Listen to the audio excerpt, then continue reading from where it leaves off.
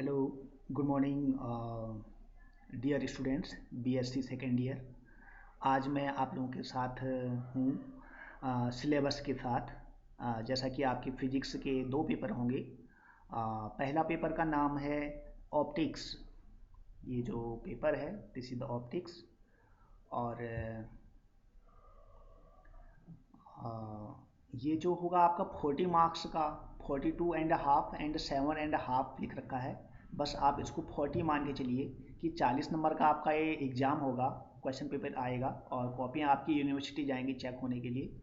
और 10 मार्क्स का आपका आंतरिक मूल्यांकन के द्वारा हम आपकी परीक्षा लेंगे और आपके मार्क्स यूनिवर्सिटी सेंड करेंगे। और यूनिवर्सिटी जो है 50 में से आपके मार्क्स लगाएगी। ठीक है, वो आप पर डिपेंड करता है आप कितने मार्क्स इनमें ला पाते हैं। तो चलिए सिलेबस की बात कर लेते हैं। तो यहाँ पर जो सिलेबस है, देखिए इस ऑप्टिक्स में जो पहला पेपर है, इसमें जो पेपर हैं, इसमें ये जो ऑप्टिक्स का जो पेपर है इसमें 5 यूनिट हैं। There are 5 units. तो 5 यूनिट्स कौन कौन सी हैं जरा देखते हैं। तो दीज आर 5 यूनिट्स। तो यूनिट नंबर 1 ज्योमेट्रिकल ऑप्टिक्स। इसमें आपको पढ़ना क्या है? Reflection and refraction, Fermat's principle, refraction at a spherical surface, aplanatic points and its applications, lens formula, combination of thin lenses and equivalent focal length, dispersion, dispersive power, chromatic aberration and achromatic combination, different types of aberrations and their remedy. Need for multiple lenses in eyepieces, Ramsden and Huygens eyepiece। तो ये पहली unit है, English में लिखी गई है, topic English में लिखे गए हैं। और जो हिंदी में हिंदी भाषा को प्रीफर करते हैं उनके लिए यही चीज़ हिंदी भाषा में लिखी गई है। देखिए ये जो है हिंदी भाषा में ज्यामिति प्रकाशिकी। तो परावर्तन, अपवर्तन, फर्मेट का सिद्धांत, गोलाकार सतह पर अपवर्तन, एप्लेंटिक बिंदु और उनके अनुप्रयोग, लेंस सूत्र, पतले लेंस का संयोजन व समतुल्य फोकस दूरी। तो ये टॉपिक पहले यूनिट में आ जाएंगे। आफ्टर दिस सेकेंड यूनिट का नाम है इंटरफ्रेंस। ठीक है, इसमें लगभग 15 लेक्चर्स लगेंगे इसको कवर करने में, यूनिवर्सिटी ने जो प्रिस्क्राइब कर रखा है। तो इंटरफेरेंस ऑफ लाइट में आपको पढ़ना है कि the principle of superposition, two slit interference, coherent requirement for the sources, optical path retardation, lateral shift of fringe, Rayleigh refractometer and other applications, fringes, thin films, Newton's rings. ठीक है, हेडिंगर fringes, Michaels interferometer, ठीक है, फेवरी parrot interferometer, ये सारे topic हैं। और इन्हीं topics को लिखा गया है हिंदी में। ये इकाई नंबर 2 प्रकाश का व्यतिकरण, अध्यारोपण का सिद्धांत, द्विस्लेट व्यतिकरण, स्रोतों की कला संबद्धता की आवश्यकता, प्रकाशीय पथ का मंदन, फ्रिंजों का पार्श्विक विस्थापन, रेले का रिफ्रैक्ट्रोमीटर व अन्य अनुप्रयोग। ये सारे टॉपिक सेकेंड यूनिट में आ जाएंगे। ठीक, तो पहली यूनिट हमारी क्या थी? ज्योमेट्रिकल ऑप्टिक्स थी। और सेकेंड यूनिट क्या थी? प्रकाश का व्यतिकरण। तीसरी जो यूनिट होगी वह डिफ्रैक्शन है। थर्ड यूनिट, इसमें भी 15 लेक्चर लगेंगे तकरीबन सिलेबस को पूरा करने में।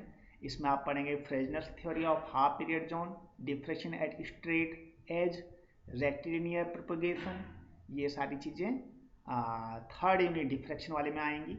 और उन्हीं टॉपिक्स को लिखा गया है हिंदी में। डिफ्रैक्शन ऑफ लाइट मतलब विवर्तन। तो इसमें फ्रेजनल की अर्धकालिक कटिबंध का सिद्धांत, सीधी कोर पर विवर्तन, सरल रेखीय गमन। ठीक है, तो ये सारे टॉपिक आपको पढ़ने हैं थर्ड यूनिट में। इसके बाद जो फोर्थ यूनिट आएगी स्टूडेंट्स, ये आएगा polarization, transverse nature of light waves, polarization of electromagnetic waves. आपको पता होना चाहिए कि जो लाइट में जो पोलराइजेशन की जो फिनोमिनन होता है उससे ये पता चलता है कि प्रकाश का नेचर कैसा है, ट्रांसवर्स नेचर है। यही एकमात्र घटना थी पोलराइजेशन जिससे ये साबित हुआ कि प्रकाश का सही स्वरूप क्या है, ट्रांसवर्स नेचर है, ना कि लॉन्गिट्यूडिनल। ठीक है, तो पोलराइजेशन ऑफ इलेक्ट्रोमैग्नेटिक वेव्स, हम पढ़ेंगे, ठीक है। प्लेन पोलराइजेशन वेव क्या होती हैं, उनका एनालिसिस कैसे करेंगे, डबल रिफ्लेक्शंस क्या होता है। तो पोलराइजेशन ये आपने 12वीं क्लास में भी पढ़ रखा है, बस कुछ टॉपिक वही हैं, कुछ अतिरिक्त एडिशनल जोड़ दिए गए हैं। तो ये हमारी हो जाएगी 4th यूनिट। उसी को हिंदी में बोला गया है, पोलराइजेशन को हिंदी में ध्रुवण, प्रकाश तरंग की अनुप्रस्थ प्रकृति, ट्रांसवर्स नेचर को अनुप्रस्थ प्रकृति बोलते हैं, विद्युत चुंबकीय तरंग का ध्रुवण, समतल ध्रुवित प्रकाश, ये सब हम पढ़ते हैं 4th यूनिट में। 5th और 5वीं मतलब जो लास्ट यूनिट है वह है लेजर के बारे में और फोटोसेंसस। लेजर आप जानते हैं, एक वर्णीय प्रकाश पैदा करता है लेजर, बहुत हाई तीव्रता की, ठीक है। बच्चे भी अपने हाथों में रखते हैं कभी कभी, रेड कलर की, बहुत कम पावर की होती है, ज़्यादा पावर की तो बहुत ज़्यादा ये नुकसान पहुंचाती है। कम पावर के, बहुत ही कम पावर के लोग खिलौने के रूप में इनको यूज करते हैं। तो this was all about the 5th unit. तो ये जो 5वीं यूनिट है इसको हिंदी में भी लिखा गया है। देखो लेजर का इतिहास क्या है, लेजर प्रकाश के अभिलाक्षणिक गुण, आइंस्टाइन की क्या संकल्पना थी लेजर के बारे में, ठीक है। आइंस्टाइन के गुणांक होते हैं, उनमें संबंध हम स्थापित करेंगे। तो इस तरह से ये पहले पेपर की 5 यूनिट पूरी हुई। यूनिवर्सिटी ने जो यहाँ पर किताबें आपके लिए प्रिस्क्राइब कर रखी हैं कि कौन सी बेहतर किताबें हैं जिनसे आप ये ऑप्टिक्स वाला पेपर अच्छी तरह से समझ सकते हैं। तो ये किताबें हैं, fundamentals of optics, this is the name of book, ठीक है। F.A. Jenkins and H.E. White, ये 2 ऑथर हैं इसको लिखने वाले। 1976 में ये बुक पब्लिश हुई है और पब्लिशर इसका है मैग्रो हिल। ऐसे ही दूसरी बुक है principle of optics, B.K. Mathur, ये हैं, और पब्लिशर है गोपाल प्रिंटिंग। 1995 में ये किताब पब्लिश हुई है। नेक्स्ट बुक आप पढ़ सकते हैं यूनिवर्सिटी फिजिक्स और ऑप्टिक्स, नेक्स्ट बुक है अजय कुमार घटक, मैग्रो हिल पब्लिकेशन है इसका भी। आप चाहें तो दूसरी बुक ले सकते हैं, principle of optics, max born के द्वारा लिखी गई है। या फिर छठी बुक है optics and atomic physics, D.P. Khandelwal, Himalaya publication की बुक है। और 7th बुक है लेजर, ये this the name of book, theory and applications, ठीक है। तो ये भी अजय कुमार घटक ने लिख रखी है। तो ये 7 किताबें हैं, आप चाहें तो इनको मार्केट से परचेज कर सकते हैं, खरीद सकते हैं समझने के लिए। ध्यान रखिएगा ये सारी किताबें इंग्लिश में लिखी गई हैं और काफ़ी स्टैंडर्ड बुक्स हैं। तो इनको पढ़ने के लिए, समझने के लिए आपके अंडरस्टैंडिंग अच्छी होनी चाहिए, इंग्लिश का नॉलेज होना चाहिए और फिजिक्स की थोड़ी बेसिक जानकारी पहले से ही होनी चाहिए, तभी ये किताबें आपकी समझ में आएंगी। ये बहुत ही स्टैंडर्ड बुक्स हैं। अदरवाइज अभी कॉलेज खुलते ही, अभी तो हम आपकी ऑनलाइन क्लास ही ले रहे हैं, जल्दी ही कॉलेज खुलने लगेगा, तो आप जब कॉलेज आने लगेंगे तो लाइब्रेरी से जो है और बहुत ही बेसिक किताबें, सामान्य भाषा में हिंदी में लिखी हुई किताबें और बेसिक किताबें, राइटर हैं, बहुत ही बेसिक लैंग्वेज में लिखी गई हैं जो समझने में बहुत ही आसान होंगी। तो लाइब्रेरी में है महाविद्यालय के हमारे, तो आप वहाँ से इशू कर लेंगे। तो इस तरह से ये था ये BSc सेकेंड ईयर का फर्स्ट पेपर। अब हम बात करते हैं सेकेंड पेपर की।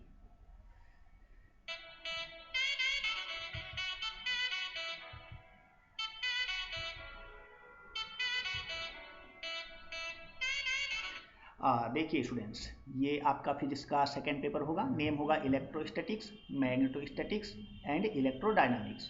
तो इसमें भी 5 यूनिट होंगी। तो पहली यूनिट का नाम इलेक्ट्रोस्टैटिक्स ही है, लगभग 15 लेक्चर्स इसमें लग जाएंगे समझाने के लिए।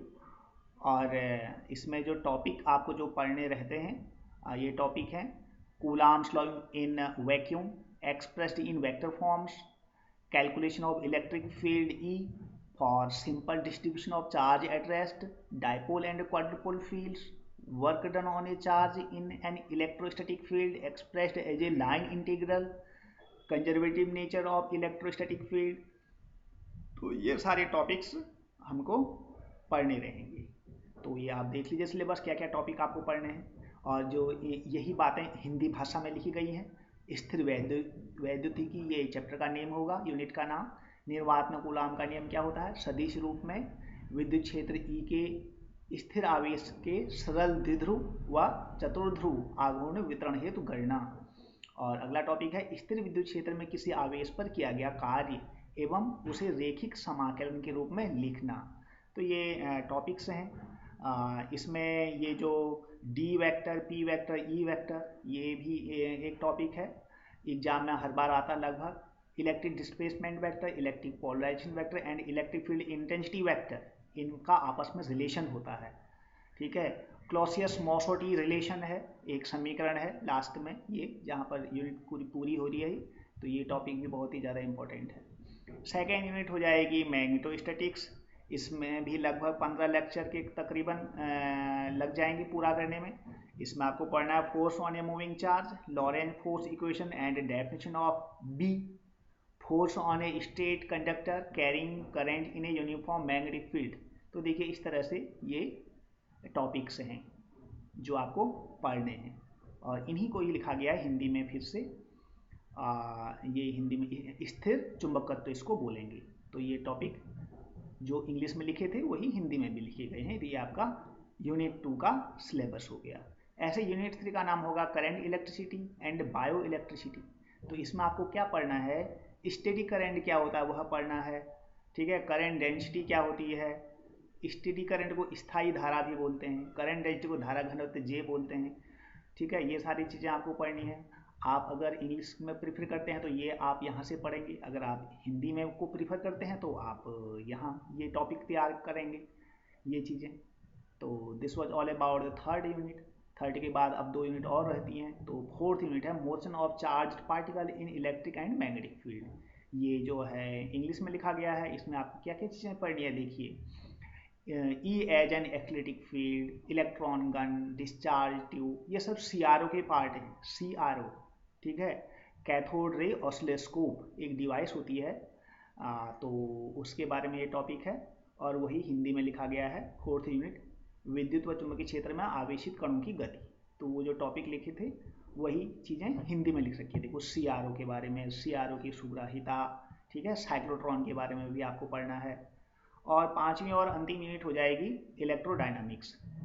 इलेक्ट्रोमैग्नेटिक इंडक्शन क्या होता है वह पढ़ना है, फैराडे लॉज पढ़ने हैं, इलेक्ट्रोमोटिव फोर्स पढ़ना है, integral and differential form of Faraday laws पढ़ने हैं, सेल्फ एंड म्यूचुअल इंडक्टेंस पढ़ना है, ट्रांसफॉर्मर्स के बारे में पढ़ना है, energy in a static magnetic field पढ़ना है, Maxwell's distribution current, derivations of Maxwell's equations, electromagnetic field density, electromagnetic field energy density, Poynting vector, electromagnetic wave equation, plane electromagnetic waves in vacuum and dielectric media, ये सब हमको पढ़ने रहते हैं।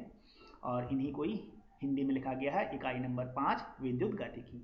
तो विद्युत चुंबकीय प्रेरण, फैराडे के नियम, विद्युत वाहक बल, फैराडे के नियम के अवकलन व समाकलन रूप, ये सारी चीज़ें पढ़नी रहती हैं। इस तरह से ये 5 यूनिट पूरी हो जाएंगी सेकेंड पेपर की। जो किताबें यूनिवर्सिटी ने जो है प्रिस्क्राइब कर रखी हैं, रिकमेंड कर रखी हैं कि आप इन किताबों को पढ़ें बेहतर अंडरस्टैंडिंग के लिए। तो ये 7 किताबें दे रखी हैं। Berkeley physics course, physics volume 2 Halliday and Resnick के द्वारा लिखी गई है।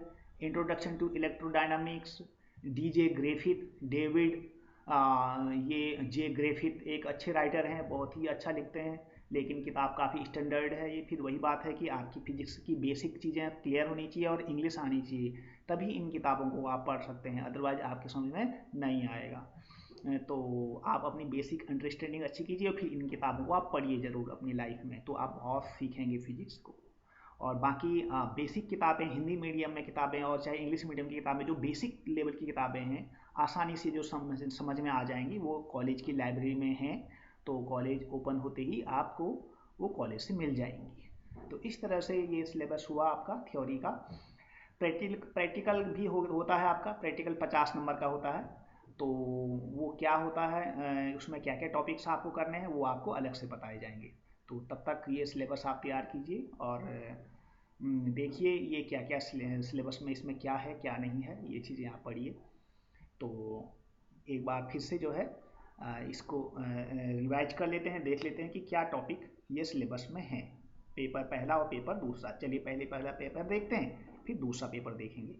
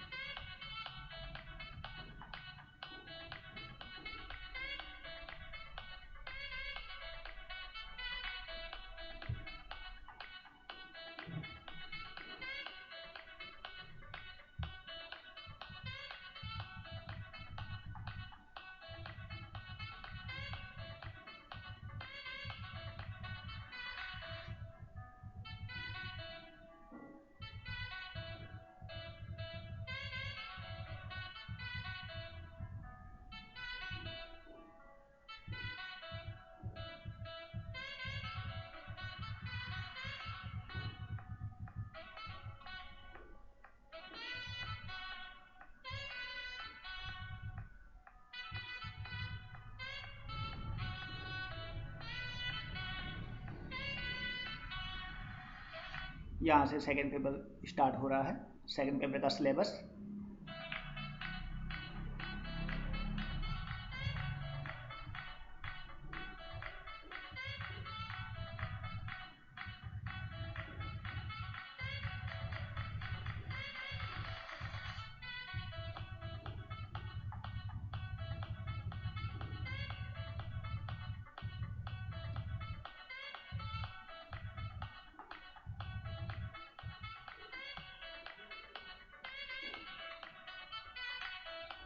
Okay, thank you.